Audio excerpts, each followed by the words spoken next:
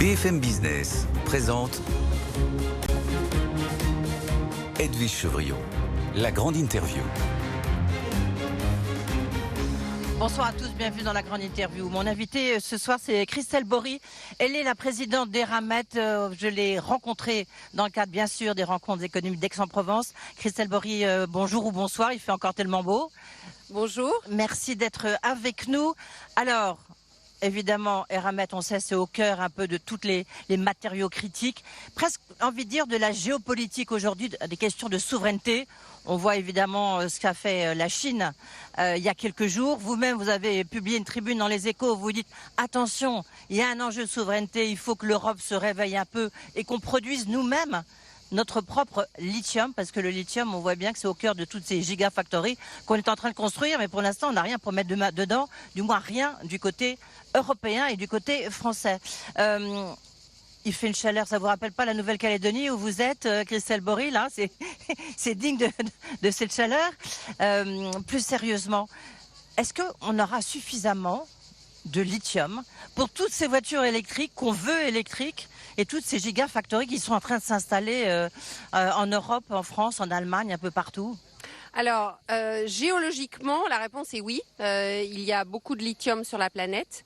Donc, il y a suffisamment de lithium pour alimenter la transition énergétique. Le problème est évidemment la localisation de ce lithium. Dans quelle contrée du monde va-t-il se trouver? Et il se trouve assez peu en Europe ou en France.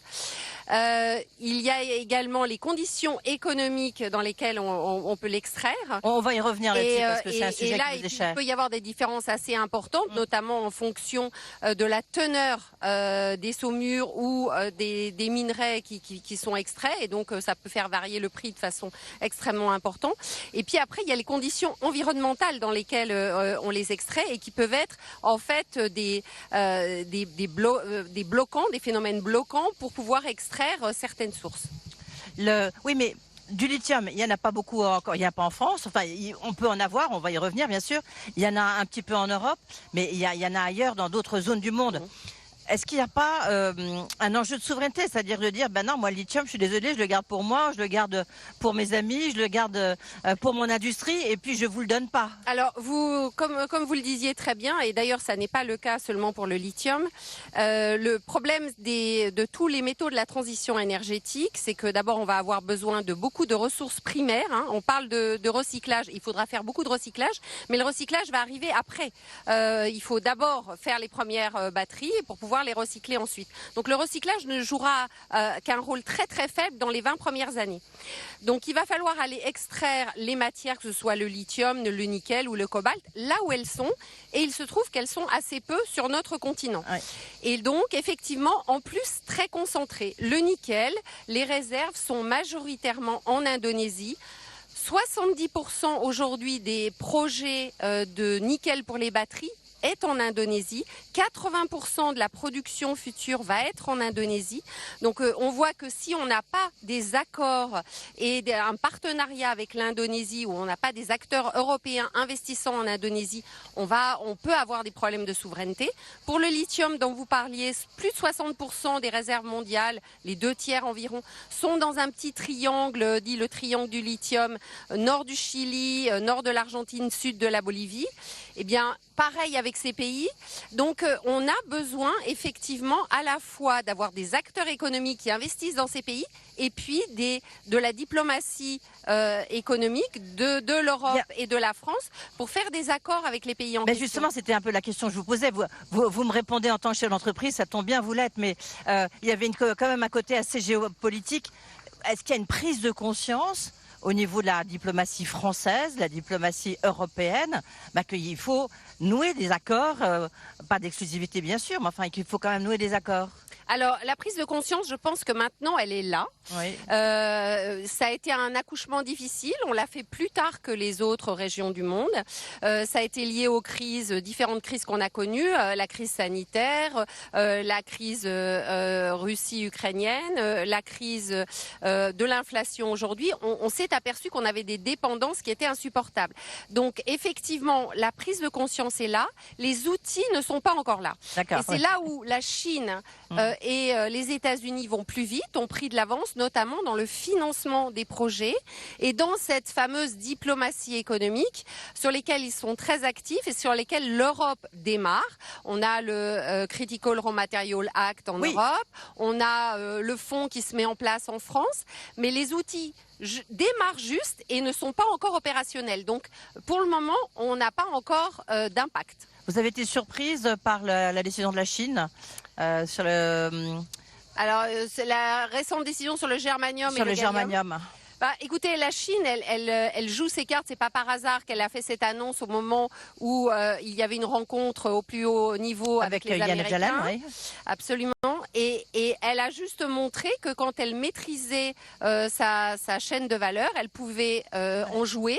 Et qu'aujourd'hui, la plupart des métaux, même s'ils ne sont pas extraits en Chine, parce que la Chine n'est pas plus riche que l'Europe en matières premières, mais en revanche, elle a mis la main sur des mines ailleurs dans le monde et surtout, elle raffine la plupart des métaux critiques pour l'ensemble du monde.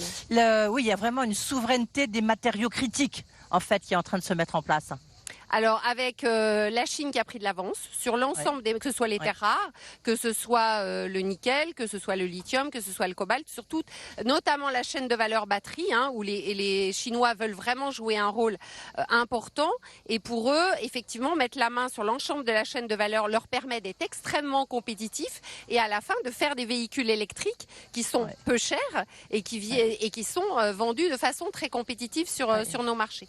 Donc ça les aide à avoir une chaîne de valeur globale compétitive. Les Américains se sont réveillés. C'est ce qu'a dénoncé Carlos Tavares, le patron de Stellantis. Certes, Bruno Le Maire, qui est juste derrière nous, lui a répondu, mais enfin, il n'avait pas complètement tort, Carlos Tavares. Effectivement, aujourd'hui, la Chine a bâti une chaîne de valeur compétitive et ça va être assez difficile de la déplacer là-dessus. Les Américains utilisent leur levier, leur force de frappe vis-à-vis des autres pays avec leur système de friendshoring pour se créer des liens, comme vous disiez, une certaine diplomatie, se donner un accès préférentiel avec, ils l'ont fait avec l'Australie, le font avec d'autres pays, un accès préférentiel à des pays qui ont des matières premières. Donc il faut que l'Europe, encore une fois, se dépêche, choisisse rapidement maintenant de financer des projets de ses propres acteurs européens et de lancer cette diplomatie avec en plus la régulation qui va avec, parce que l'Europe a un gros avantage qu'elle peut utiliser, c'est son marché. 450 millions de consommateurs qui vont acheter des véhicules électriques. Si elle impose des normes sur d'où viennent les métaux, dans quelles conditions ils sont extraits, eh bien l'ensemble de la chaîne de valeur mondiale devra respecter ces normes. Donc elle a un vrai rôle à jouer et elle peut le jouer, il est encore temps. Il est encore temps, mais il faudrait qu'on se bouscule, qu'on se réveille peut-être, qu'on agisse du coup un petit peu plus vite. On va rester sur le lithium, mais on va parler après du manganèse, parce que vous êtes vraiment au cœur de toute cette chaîne d'approvisionnement chez Eramet, c'est ça qui est intéressant. Sur le lithium, vous avez bientôt, vous n'êtes pas encore producteur, enfin je parle d'Eramet, vous allez l'être en Argentine, et puis vous avez un projet aussi près de Strasbourg.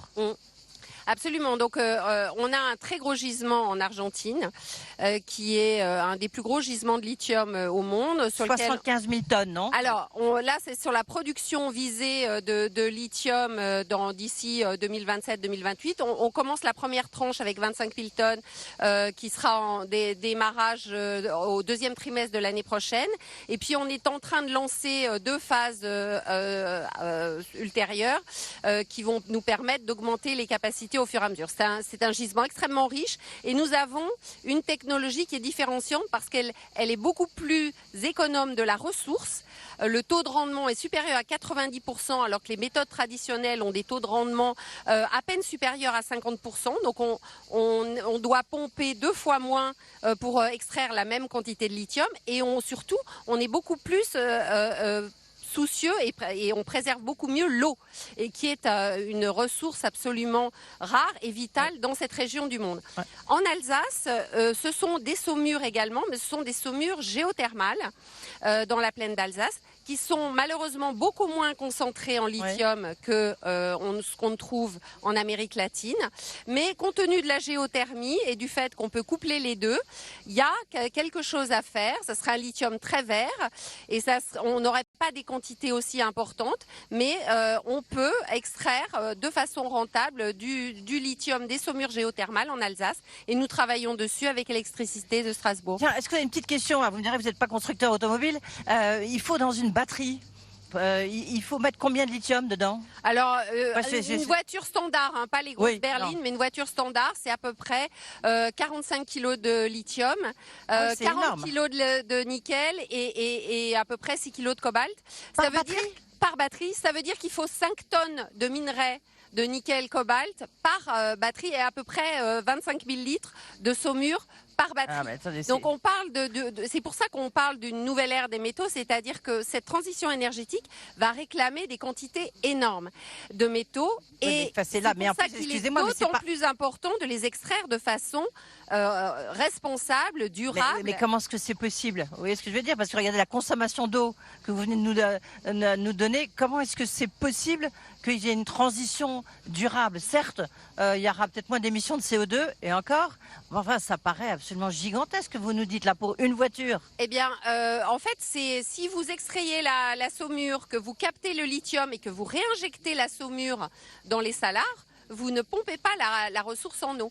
Donc tout l'objectif, c'est effectivement de recycler l'eau douce que vous utilisez dans votre procédé et de réinjecter les saumures une fois qu'elles ont été, que le lithium a été extrait, de les réinjecter à l'intérieur des salars pour préserver la ressource. Et donc, c'est pour ça que les technologies existent. Elles sont souvent plus onéreuses, mais le consommateur, s'il veut effectivement répondre à cette transition énergétique et écologique, il va falloir à un moment qu'il accepte de payer un peu plus cher des métaux qui soient responsables. Ouais.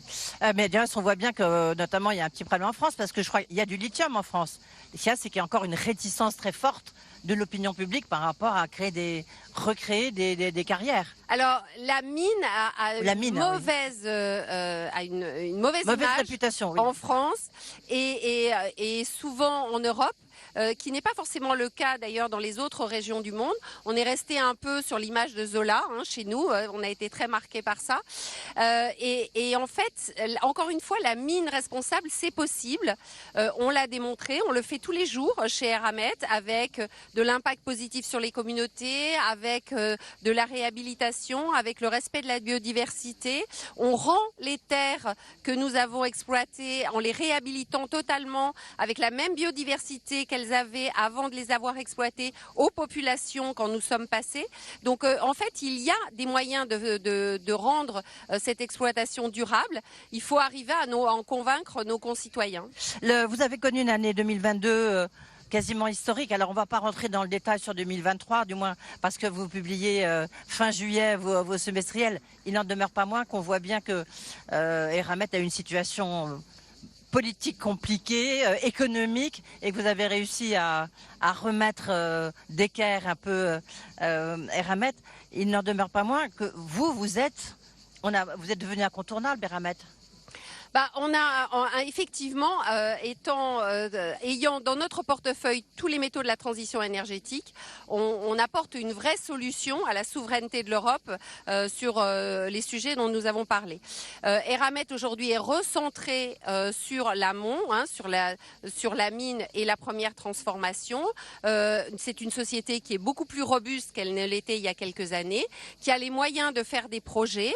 Il faut qu'on continue à être accompagné. Mais nous allons de l'avant et nous avons effectivement de nombreux projets de développement. 2023 est une année beaucoup moins porteuse que n'allait été 2022. Pourquoi ? Les cours des métaux baissent énormément. Au premier semestre de cette année, les cours de nos métaux ont été entre moins 30%, moins 40% plus bas donc, que l'année dernière à la même époque. Donc on a une très très forte baisse des cours dont peut-être on ne se rend pas toujours compte ici. Mais effectivement, ça va être une année plus compliquée. Mais nous... fort de tout ce qui a été transformé chez Eramet, aujourd'hui, on est capable de résister à des bas de cycle. On peut dire quand même que le lithium va devenir votre priorité quand même ? Le lithium et derrière ça, le nickel et le cobalt pour les batteries. Oui. Vous avez cédé il y a quelques jours Erasteel, qui était un peu l'ultime étape du recentrage d'Eramet. Est-ce que si on regarde aujourd'hui votre chiffre d'affaires, la ventilation de votre chiffre d'affaires en termes de métaux, ça donne quoi ? Alors aujourd'hui, on a encore donc 5 milliards de chiffre d'affaires. On a encore une bonne moitié qui vient du manganèse. Oui. Le reste est du nickel et des sables minéralisés, donc le zircon, le titane, dont on a peu parlé, qui est une petite partie de notre portefeuille. Mais avec justement le lithium qui va démarrer l'année prochaine et tous nos projets également dans le nickel et le cobalt, cette partie-là va augmenter significativement dans les prochaines années. C'est ça, c'est-à-dire si on se retrouve ici à Aix dans 5 ans, Christelle Bory, le manganèse sera plus quoi, 20-30%? En tout cas, oui, ça sera un gros tiers de notre activité, mais on aura 2 tiers dans les métaux de la transition énergétique. Tout ça, ça demande beaucoup d'investissement. Comment est-ce que vous faites? Eh bien, nous avons d'abord, nous générons plus de cash flow, ça nous permet de faire nos investissements. Nous avons des partenariats sur les très gros projets avec des acteurs industriels ou des acteurs de la chaîne de valeur. Et puis, nous levons des financements de projets sur des beaux projets. On est capable de lever des financements. Vous avez des gros projets de décarbonation sur une usine justement, sur une gigafactory à Dunkerque. Ça, c'est aussi... Alors, c'est pas de la décarbonation. Je pense que ce dont vous parlez, c'est du recyclage. Oui, c'est une forme de décarbonation. Enfin, absolument. Transition décarbonée, si vous voulez. Voilà, mais c'est la fin de la chaîne de valeur et qui est effectivement très importante. J'en parlais au début. Toutes ces batteries, il va falloir après les recycler pour évidemment ne pas perdre les métaux et retransformer en fait ces métaux directement en métaux qualité batterie. C'est ça qui est compliqué, c'est-à-dire extraire chaque métal séparément et refaire une qualité batterie. Nous avons un procédé qui a été expérimenté. L'usine pilote est en cours de démarrage et nous avons un partenariat avec Suez sur l'amont, sur la collecte et la production de la black mass. Et puis nous avons cette usine pilote qui devrait nous permettre de rentrer en production d'ici 2026 sur du recyclage de batteries lithium-ion. On voit quand même, ça sera peut-être ma dernière question, mais on voit que toutes les entreprises ici avec lesquelles on échange, ou alors sur le plateau de BFM Business, vous êtes tous en train de vous repositionner. Il y a vraiment une dimension stratégique très importante en ce moment avec ce virage de la transition écologique. Chez vous, comme vous êtes encore une fois un peu au cœur de toute cette chaîne d'approvisionnement, j'imagine que ça doit... C'est plus la même entreprise, Eramet. Enfin, si ce n'est que c'est l'extraction de métaux, mais c'est pas du tout les mêmes technologies, la même innovation. Alors, effectivement, ce sont des choses un peu différentes. Je crois qu'il y a un élément que j'ai mis au cœur de la stratégie et qui est absolument clé, qui est la RSE.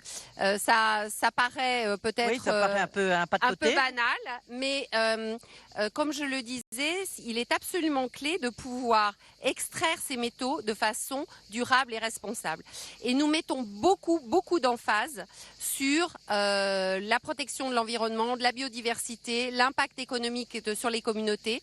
Et donc, quand vous parliez de la façon de travailler, une des transformations du groupe Eramet, ça a été vraiment de devenir l'acteur, je dirais, le plus responsable du marché pour extraire ces métaux. Et je pense que c'est un facteur différenciant pour l'avenir.